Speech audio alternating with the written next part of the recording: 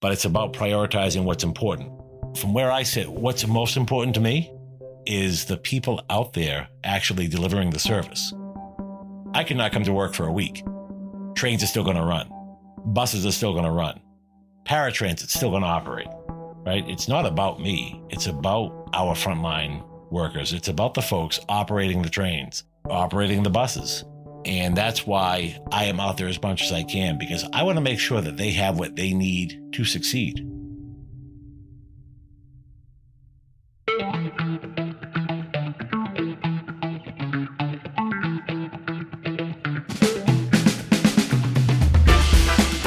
Welcome back to Spilling the Tea, the podcast that dives deep into the inner workings of the MBTA. I'm your host, Andrew Cassidy of the MBTA's Customer and Employee Experience Department. And today, we're exploring the core of the MBTA's operations and its cultural engine room with our guest, Ryan Coholan, the T's Chief Operating Officer.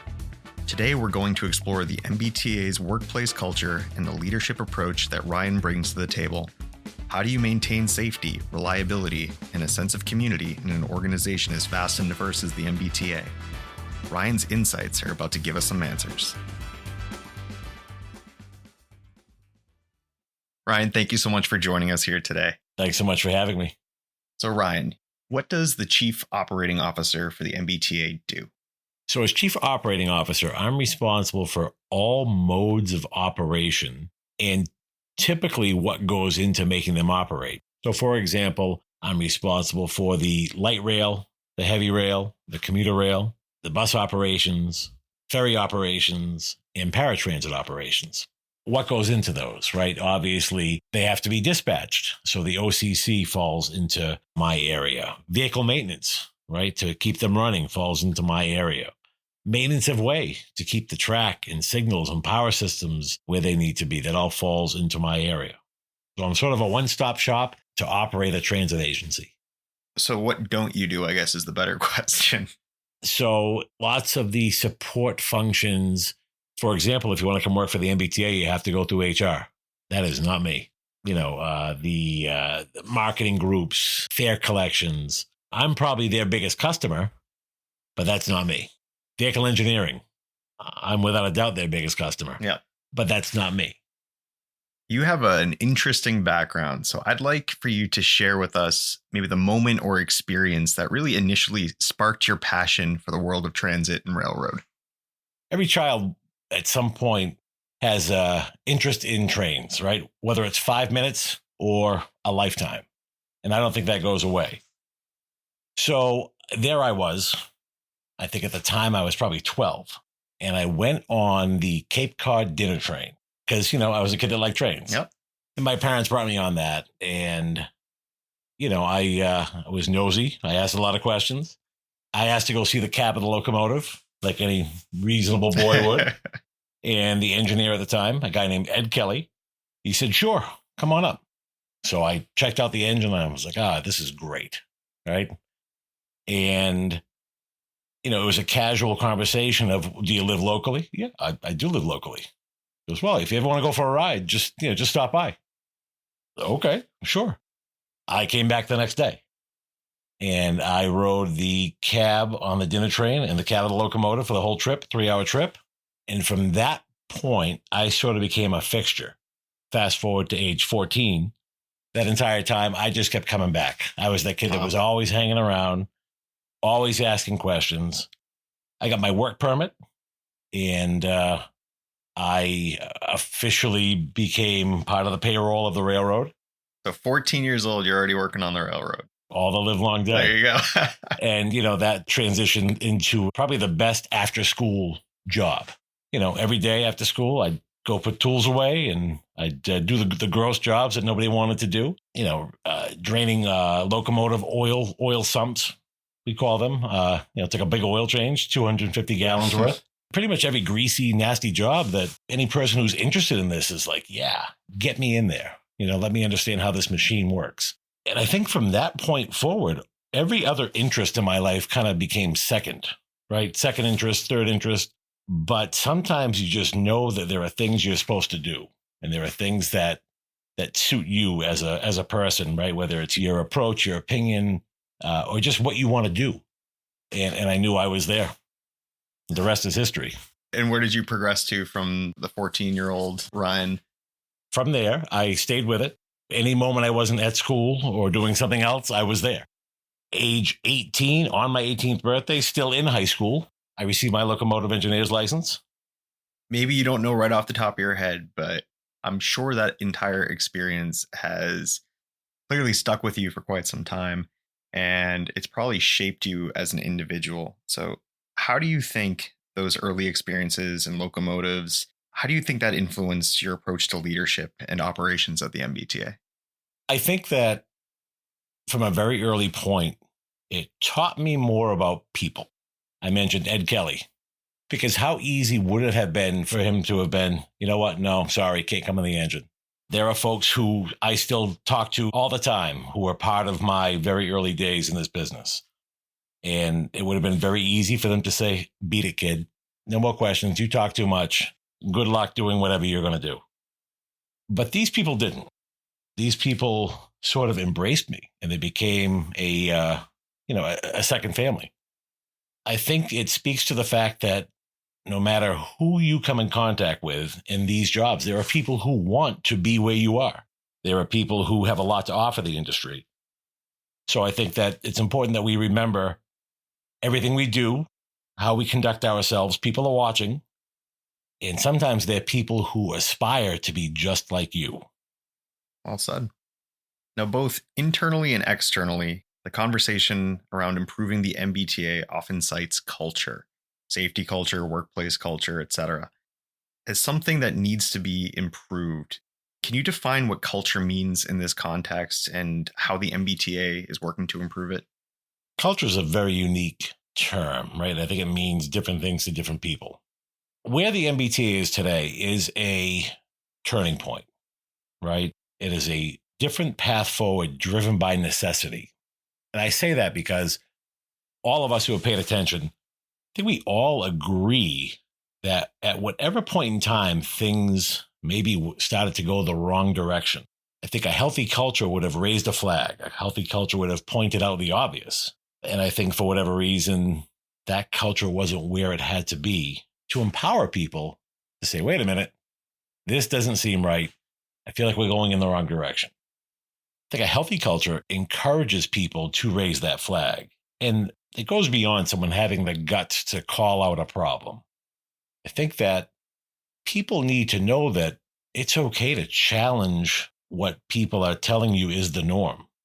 The way I see something, the way you see something, it's going to look different.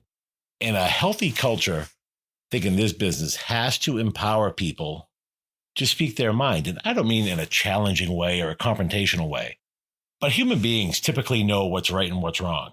I think we all share that same feeling of when the hair on your neck stands up, like, maybe this doesn't feel right. We say, you know what? I think I want to hit pause for a minute and see what's going to happen. I want to study this a little bit more.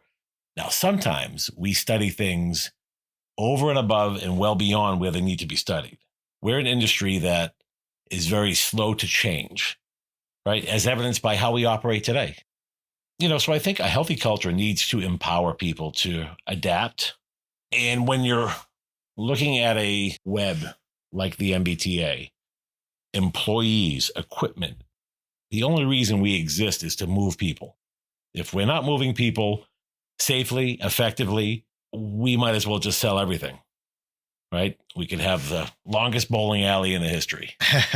But one thing I do see about this culture is we're at a point in time where people are focused on doing better, on doing things differently, on transforming the culture of the MBTA to a culture that will help us build our story for what is to come, right? I know that's sort of a long answer, but I think we have the culture. I think we're seeing for the first time a culture that will drive us down the path we want to go, and that's to be better, to be a better agency, to be a better place to work, to be a better service to ride. I see the culture coming together.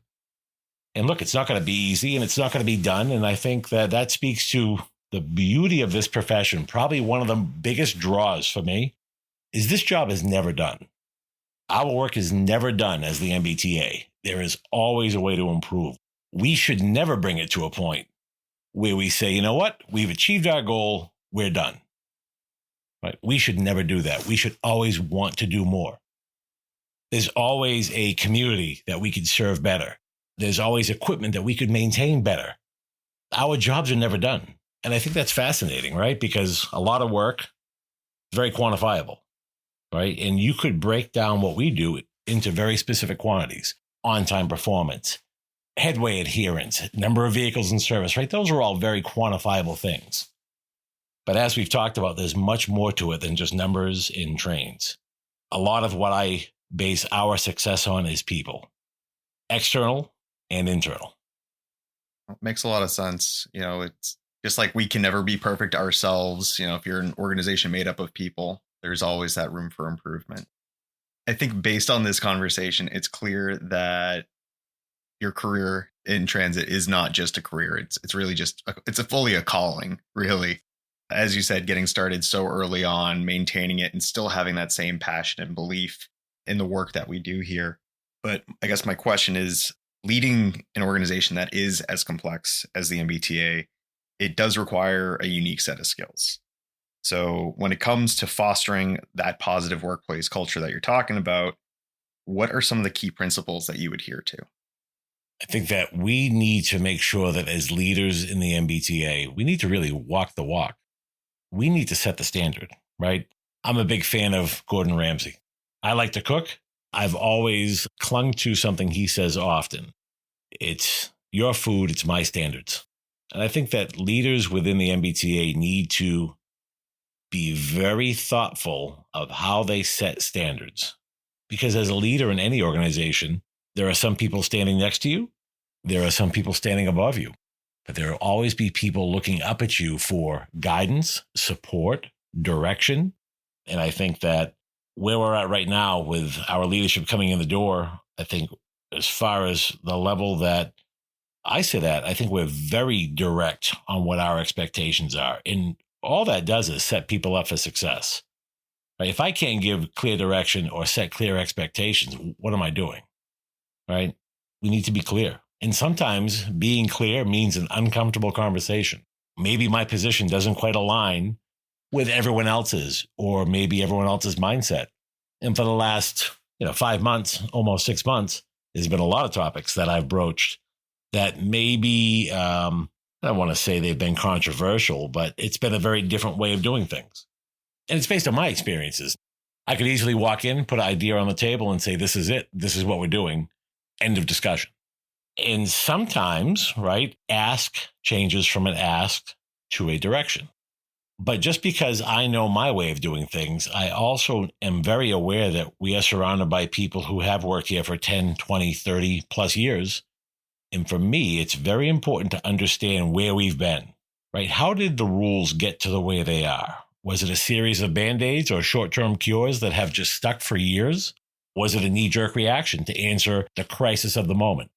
It's important to make those decisions and give that direction appropriately. If I'm asking people to do something, you can rest assured I'm going to be doing it right there next to you. And I think that speaks to sort of my style. We talked a little bit about, styles or approaches. For better or worse, I am a hands-on leader. I take pride in the fact that I can drive my train home. I stay qualified. And over the years, I've learned that the best way to understand what's going on is to go see it for yourself. So I would rather take an extra hour off of the calendar, cancel a meeting, not show up and risk the fallout, but just put eyes on the situation and see what's going on. You're someone who is known within the MBTA for finding solutions faster and using new technology to advance operations and maintenance. How or in what ways are you pushing the T forward so there are fewer issues that impact service? I think I can answer the question if I tell, again, a quick story. Oh boy. I know I'm full of quick stories. But I think technology in this business, we talked a lot about, sort of holdover and the fact that we're slow to adapt. And why? Because look, over history, we typically end in a spot where what we have works. Take us back to steam engines, right? Steam locomotives were around for years and years and years and years. And they worked until one day a diesel locomotive showed up. And then that has lasted for, the better part of almost 100 years now. And the MBTA is on the cusp of electric technologies, battery technologies, and it's not just the MBTA, it's the industry as a whole. But I'll take us back to somewhere around 2016, 2017, I believe. Sometimes I get pulled into, what I call just cold called sales pitches, right? And I was sitting in a meeting with a group of folks who had been connected to railroad operations via a former general manager. And they said, look, just hear them out, see what they have. Maybe they have something that you might find useful. Okay. So I listened to a group of folks talk about machine learning and what equated to oil analytics. And, I'm listening to this whole sales pitch and like, okay, I want to listen to this, but I'm just not interested in a sales pitch. And then one individual started to talk about locomotives. And I'm like, okay, well, now you have my interest. Let's talk. And, probably 40 minutes goes by and we're talking about power assemblies and EMD 645 E3 engines, which is what the bulk of the commuter rail fleets are equipped with. And we're talking about like in the weeds, pistons, cylinders, like how the locomotive actually runs. And the sales pitch sort of goes away. And then this gentleman sticks around and we're just talking shop, talking about oil, about engine oil.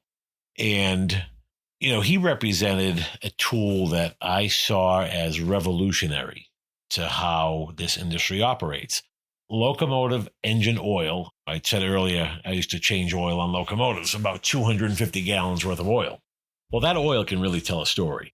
In the railroad industry, since internal combustion engines have been part of it, we've always done an oil analysis, at least once a year, sometimes more often, because you can learn a lot about what's going on inside that main engine through engine oil. It's sort of a molecular black box, right? Tells you an awful lot. It's just like, you have an annual physical, right? A week or two before you go get blood drawn. The blood kind of tells your doctor, maybe you shouldn't have too many donuts, right? It kind of tells a lot about what's going on inside. And locomotive engine oil does the same thing. And myself and this individual, we talked long and hard about how could we take an engine oil sample and analyze it beyond just putting it in a filing cabinet, right? And if I do it once every 6 months, what if I took an oil sample every 3 months? What if I took it every 10 days? And I start to layer these samples on top of each other, right? Now, for you or I'd be sitting there with a slide rule, a calculator, an abacus, trying to make all these things line up.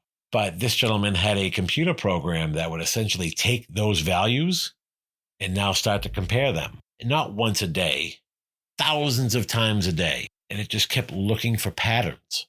Because as we had a main engine failure, we would add that to the equation. And eventually, we got to a point where the system would say, if you have A, B, and C all going on at the same time, the likelihood of a main engine failure is high. And then with so much data going in, we were able to drill down to, if you have this much of A, this much of B, and this much of C for this long, you will probably have a main engine failure in about 21 days, right? It's like snake oil. You go, no way this is true. Until we had a turbocharger failure that fell exactly within the parameter that the software said it would be. And we were like, whoa, this is real. Crazy, and this is real. And so we were the first commuter railroad in the country to roll out a program like that. And to this day, we still do it. And that program doesn't just apply to old locomotives that you're trying to keep running, but, we are in the process of completing a locomotive overhaul on our F40 locomotives. And that same tool has certainly shown its value in holding suppliers accountable, right? New main engines, remanufactured main engines, and having that visibility into what's going on inside that main engine quickly tells you, how was it rebuilt? Was it rebuilt properly? Were the torque values right? Or is this new engine literally chewing itself up as it's running? And it's important for me to demonstrate the value to the Commonwealth that a program like this brings when you're talking about, rebuilding a locomotive, the better part of $3 million, right? That's taxpayer money. you use tools like this to ensure that the Commonwealth is getting the best value, that the taxpayer is getting the best value. And that equates to better performance, better service, less mechanical failures, and a better rider experience. So there is a home for technology. We've had a couple of issues with overhead catenary wire, on parts of the Green Line. And from my experience in, intercity passenger rail, Amtrak, high-speed rail, things like that, there are tools out there in the industry that will allow you to take, say, a photograph of a pantograph on a train. You take that picture, and now that train passes that same camera. It takes another picture, or maybe you have several up and down a rail line. But these machine learning systems will now take that picture and just layer it on top of the other one, on top of the other one, on top of the other one, and just start to analyze when things start to deviate, right? A human, you're going to give them a stack of pictures and say, you tell me which one isn't the same? Yeah. That's an exercise. That's a tough job. Have the machine do it. It's probably going to do it more frequently. It's probably going to do it more reliably because it's not worried about you trying to get out of work at 3:00 because you have a baseball game to go to or a football game.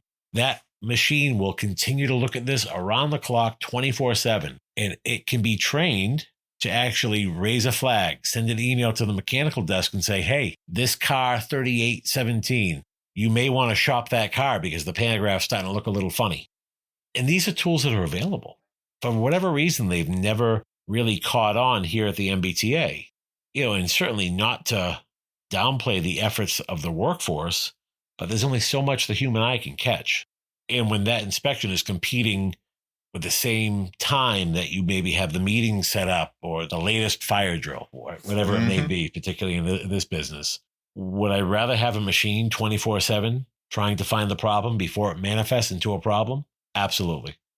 And I think there's a lot of up and coming technologies that we're going to look at to really translate into a better MBTA experience.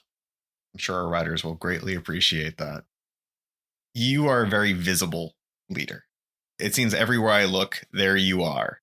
And it's everything from just being out in the system, interacting with employees as they're doing their jobs. I saw recently you were welcoming a class of new employees at the MBTA. There was even an instance recently where we were visited by some school children. You made it a point to be there. You are extremely connected, boots on the ground with our frontline employees and across the board, really. So what have you learned from these interactions, and how has what you've learned shaped your priorities as COO? You said it. You see me all over the place throughout the course of the day. And, that's tough to do when you have agendas full of meetings after meeting after meeting. But it's about prioritizing what's important. From where I sit, what's most important to me is the people out there actually delivering the service. I cannot come to work for a week. Trains are still going to run. Buses are still going to run. Paratransit's still going to operate, right? It's not about me. It's about our frontline workers. It's about the folks operating the trains, operating the buses. And that's why I am out there as much as I can, because I want to make sure that they have what they need to succeed. The conversations I have in passing with a bus operator, a light rail operator, a heavy rail operator, a graduating class, or quite frankly, a group of elementary school kids who are thinking about a career at the MBTA or a career in transportation. I'm always learning from our current employees. What can I do here and now to make sure they have what they need to succeed? But for future employees, right? And maybe elementary school is a little young, but I mean, that same approach holds true for middle school, high school kids who go to a vocational school. I talk to a lot of people, and it allows me to better understand and hopefully get out ahead of what tomorrow's workforce needs. What are they looking for to get out of a career? And that's a unique approach, I think, particularly with transportation, because, look, it is not a glamorous career. It is not IT. It's not medical. It's not something that is out there in the universe of, hey, come do this job. You'll make a lot of money. But it's necessary. It will always play a role in society. And the better I'm equipped, knowing what the feedback is from the front line or from prospective frontline employees or even middle management. I talk a lot about frontline, but we have a lot of super talented middle management folks who a 10-minute conversation gives me 3 or 4 ideas of how can we make this a better operation, a better organization. When I have an opportunity, I seize it, get out of the office, hop on a train. Yesterday, I had an hour and a half in between. I hopped in the green line right outside this building. I went for a ride out to Medford. I just looked out the window. I found some brush I want cut. I think that helps me understand what's going on out there, because that's really the experience, right? That's what 100%. our passengers see. That's what our operators see. And again, like I said earlier, we exist to move people. You speak a lot about empowering employees, and it seems to be a significant focus for you. Can you talk about how you equip your team and I guess the T as a whole with the tools they need to excel, and how you ensure that each member of the T really feels valued and supported in their role? Goes back to expectations, right? I think that, I've experienced an MBTA where opinions are just that and you should keep them to yourself. I've experienced an MBTA where we purely manage by committee or manage by opinion. And sometimes some decisions are difficult to make. In order to empower people to make decisions, I think, number one, they need to feel safe. How do you make someone feel safe? In my position, I need to level set the field. Again, I talk about expectations. I need to set my expectations. And from there, I typically tell anyone who I work with, who leads a division or otherwise, I set my expectations. I make it clear that I am there to guide, support, sometimes direct. I don't like to direct. Quite frankly, if I'm making every decision, no matter what level it is, I'm just undermining someone else's ability, right? I'm taking away their ability to demonstrate their skill set, right? Their focus on the service. Once I empower my team, that empowerment trickles down.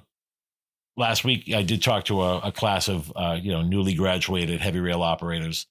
I also spoke to a class of incoming light rail operators, spoke to a class of incoming bus operators. And one thing I've said to every group is, if you have a question, pick up the radio, right? Raise your hand, ask the question, ask it in here, ask it out on the road, right? Because by empowering you to know that you can ask that question and someone's not going to get mad at you about headway adherence, right? If that question prevents an injury, prevents an unsafe condition, that's what it's all about. It's not all about performance. It's easier to say we're a performance-driven operation. Well, that's great until something happens. And there's way more to performance than just achieving high percentages of on-time performance or headway adherence. And once you start to demonstrate across the board where your priorities lay, people pick up on that. And people, now are feeling like they know if they make a decision, I'm going to have their back. If they make the wrong decision, I'm still going to have their back. Because I think the most important part about empowering people to make decisions and do what's right is making sure that when they do have a question, you're available. That's what I'm here for. That's what a lot of the team is there for. In those moments of crisis and panic and someone's just looking for direction, you need to be there. And, I think this all ties back to the cultural shift. And maybe it's not a shift, because I know you mentioned before that there's kind of an existing piece that was always there, but it definitely seems like you're kind of stoking the fires, empowering people so that maybe doing the right thing, maybe challenging themselves, maybe speaking their mind is something they were always interested in, but maybe now they feel they have the freedom to do so. Because there is that change. And, again, I know you're not one to take the credit for it, but I definitely see you as a champion for helping others grow and feel that they have the authority and autonomy to succeed or fail, but that you have their back. And I think that's extraordinarily important, especially at a place like the MBTA. I want to touch on something that you had mentioned earlier regarding safety. So obviously safety is paramount at the MBTA. It's kind of the foundation of everything we do. If we can't do anything else, we have to be safe, without question. You've mentioned a concept called safety always. Can you speak to that mindset and how you embed it across all different levels of the organization? Yeah, I think that we as human beings take the word safety probably either out of context or certainly for granted. Here's a great example. I was at 45 High Street today before I came here. In order for me to get from 45 High Street to 10 Park Plaza, I navigated several crosswalks, across several streets, around cars, buses, people, animals. And I think that particularly in this industry, we take the sometimes cliche anecdote of safety first, right? And we only target that to posters in the workplace or campaigns or slogans, right? Safety first.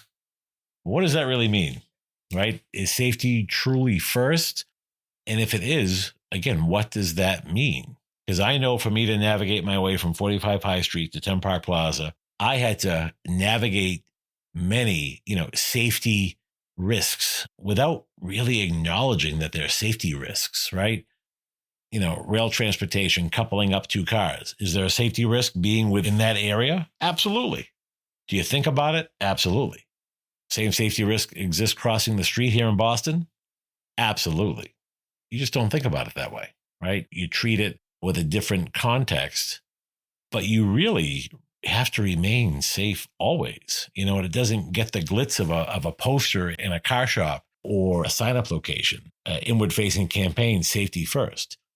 But for you to even come to work and read that sign yourself, you've individually navigated so many risks and you don't even think about it, really. It just kind of happens because that means you're consciously aware that safety always, how many people as a kid caught their finger in a car door, right? I know I did. Not just as a kid.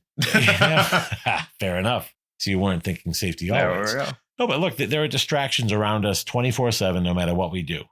And it's how you conduct yourself. That builds on the idea that it's safety always.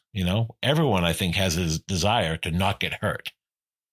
You don't want to step out in front of a piece of oncoming traffic at a crosswalk unless you have the light and the vehicle stopped.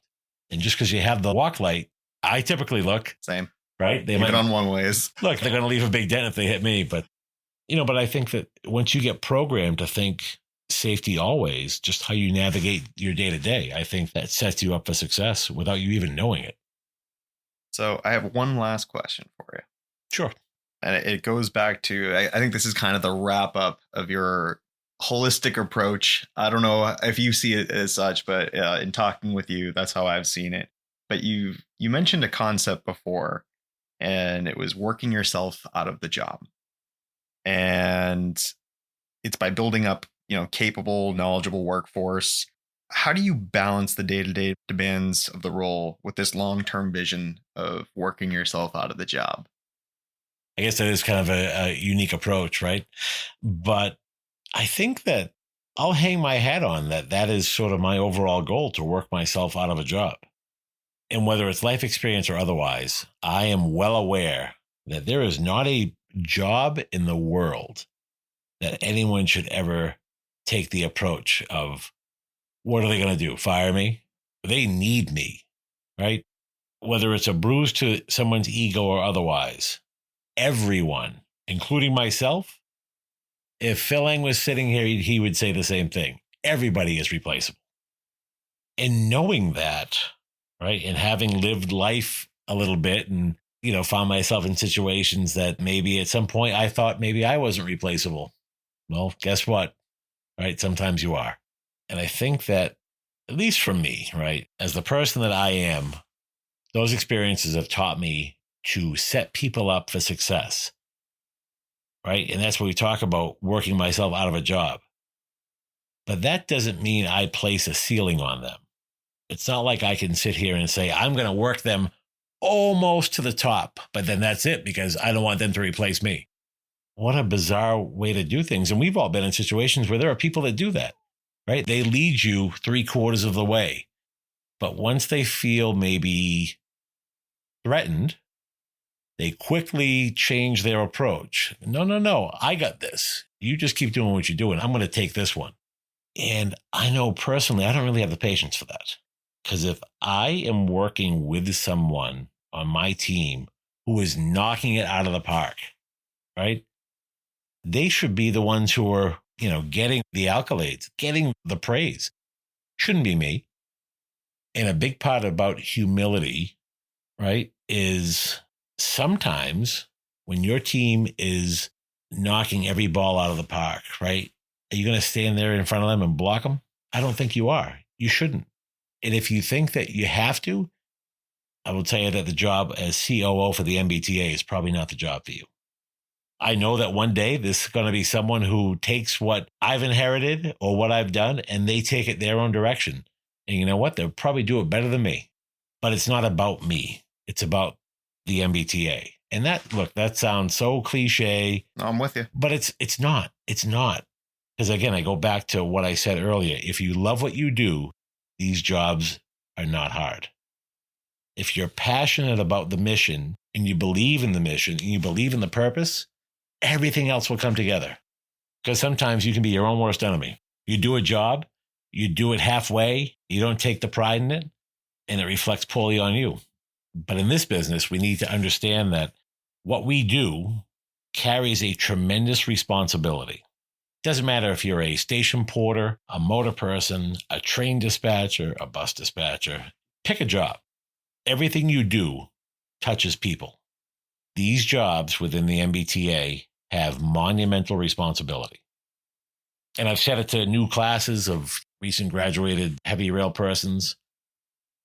If right here and now you decide that you're not up to handle that level of responsibility, I will not think less of you. Raise your hand, gather your stuff, and leave. If you are not committed to this and to yourself, I am not going to think less of you. But if you go out there and you accept this challenge, you accept this responsibility, I expect you to own it.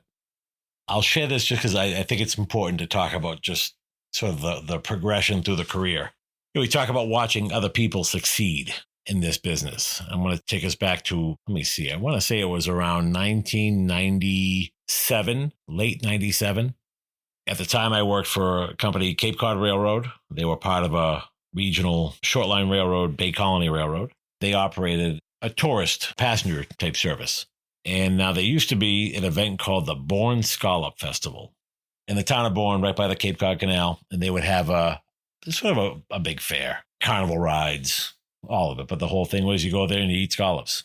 And there was a parking issue there for years. There was just no parking in Buzzards Bay. So the railroad said, well, we can run a shuttle train. So they worked out an agreement with the town of Wareham, and the railroad said, we'll operate a shuttle back and forth. And we had a couple of unique pieces of equipment, but we had what's known as a Bud car, a rail diesel car, RDC.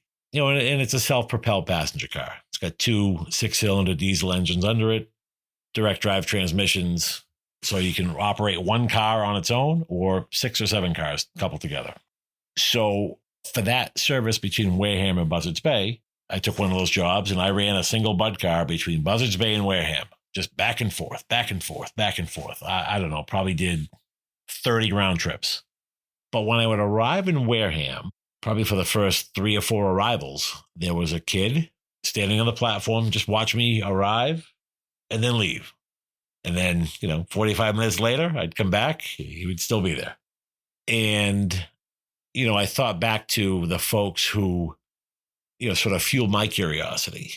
And in the railroad world, everyone, conductors, engineers, they carry what we call a grip. And that's a bag that has your rule books in it, some basic supplies, stuff that you're supposed to have with you while you're on duty. And there was just an issuance of a new rule book. So I still had the old rule book in my bag. And I remember turning the train in Wareham, going to the other end to get ready to go back to Buzzards Bay. And I had that old rule book and I gave it to the kid. And I said, look, if you're interested, right, obviously hold on to this. And when you turn 18, come see me. Yeah. Right. And well, lo and behold, he turns 18. He comes knocking on the door. We hire him, put him through training, becomes a conductor. Oddly enough, he was my conductor on a lot of trains. He promotes up to engineer, goes through that training. And then one day he decides he's going to come to work for the commuter rail. And I'm still doing my thing in the Cape and we stay in touch. And you fast forward to a couple of years ago. So locomotive engineers every 3 years have to do a full recertification. And this gentleman, he had progressed through the ranks of the commuter rail operation, where I find myself in my locomotive engineers class on the commuter rail side as a student of the same guy. Wow. And, it was always sort of a running joke of how the tables have turned, right? I was there, we call it a DSLE, a Designated Supervisor of Locomotive Engineers. I was the person who signed off on his engineer's license, many years prior. And now I'm sitting there at the time as the Chief Railroad Officer, knowing that he is someone who is going to have to sign off on my license. And I think that we every day have opportunities in this industry to do the same thing, to open that door for somebody who wants in. And I encourage everybody, take that opportunity. Someone has a question, take the 30 seconds and answer it. And if you don't know the answer, tell them that you're going to follow up with them. You'll get them the answer, because I guarantee you that same kid who's standing on the platform at Wonderland, right? And they have a question, you don't know the answer, they'll be there tomorrow. They'll be there the next day. You'll see them again, right? Imagine their world if you come back and say, hey, I got that answer, right? I talked to the mechanical people and this is what they said. And maybe you've opened the door for somebody. An incredible story. It's pretty great. Ryan, thank you so much for joining us here today. This has been extremely fascinating. It's been great to hear about your story, your leadership style, and really just kind of the direction for the MBTA. So thank you again. No, thank you so much. Really appreciate the opportunity.